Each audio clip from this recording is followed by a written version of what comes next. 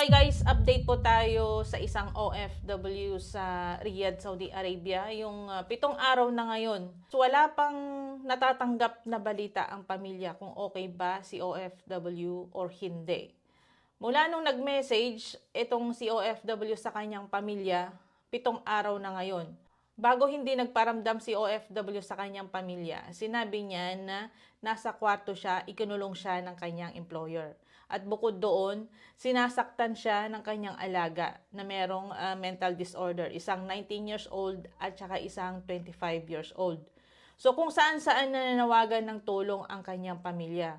Pero itong problema ni OFW, dahil nga lumapit din sa atin yung pamilya ni OFW, naiparating din natin ito sa ahensya ng ating gobyerno. Pero hanggang ngayon po, wala pa ring natatanggap na magandang balita ang pamilya ni OFW.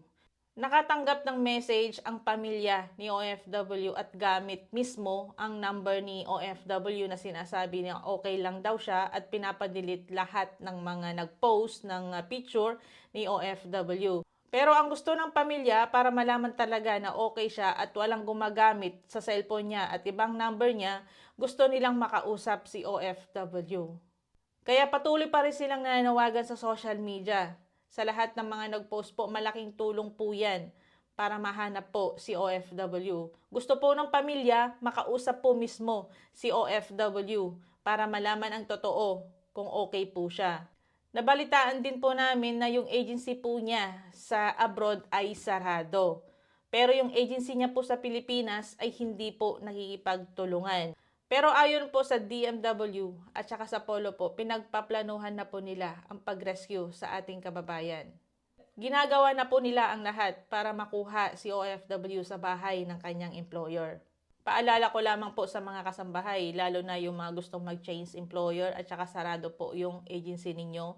Kung gusto nyo pong mag-change employer, dumaan po kayo sa Polo. Pag ganyan po na sarado na ang agency nyo po sa abroad, dapat Polo na po ang hahawak po sa inyo. Kung gusto kayong ibenta ni employer o kung gusto kayong ilipat sa ibang employer, sabihin nyo po, dumaan kayo sa Polo para idaan sa tamang proseso ang paglipat po ninyo sa ibang employer. Kung ililipat po kayo ng ibang employer o kaya naman ibebenta kayo sa ibang employer, dapat alam po ng agency ninyo. Kung sarado naman ang inyong agency, kailangan si employer magpaalam po sa Polo. Paalala ko din po sa mga OFW na TNT o kaya yung undocumented. Kung isa po kayong undocumented, kung meron kayong trabaho ngayon, nagsa-sideline kayo, huwag niyo pong ipadala lahat yung sahod ninyo sa Pilipinas o kaya sa inyong pamilya. Dahil kung kayo po ay TNT, kakailanganin niyo po ng pera. Meron kayong babayaran dyan, penalty yung pag-i-stay ninyo dahil isa kayong TNT. Dahil pag kayo po ay overstay sa isang bansa, hindi po yan babayaran ng ating gobyerno. Kayo po mismo ang magbabayad ng penalty. Kaya paalala ko lamang po sa mga OFW na TNT, undocumented, mag-ipon po kayo. Huwag nyo pong ipadala lahat sa inyong pamilya. Paalala ko din po sa mga OFW na eto rin, mga undocumented din, mga TNT. Kung alam nyong may sakit po kayo, lalo na pag malala na, huwag po kayong magpapa-admit sa ibang bansa. Kasi yung mga bill nyo po sa mga hospital, minsan hindi rin po yan binabayaran ng ating gobyerno. Naalala nyo guys, yung mga bangkay ng mga OFW na biglang inuwi sa Pilipinas. Ang cost ng pagkamatay nila, normal na pagkamatay daw dahil sa karamdaman, dahil sa iba't ibang sakit. So hindi po basta-basta namamatay ang isang tao dahil lamang sa sakit.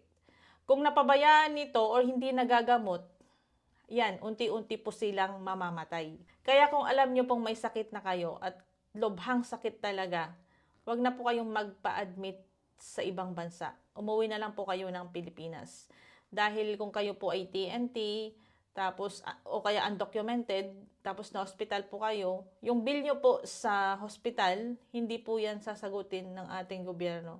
Baka hahayaan lang kayong mamatay sa hospital.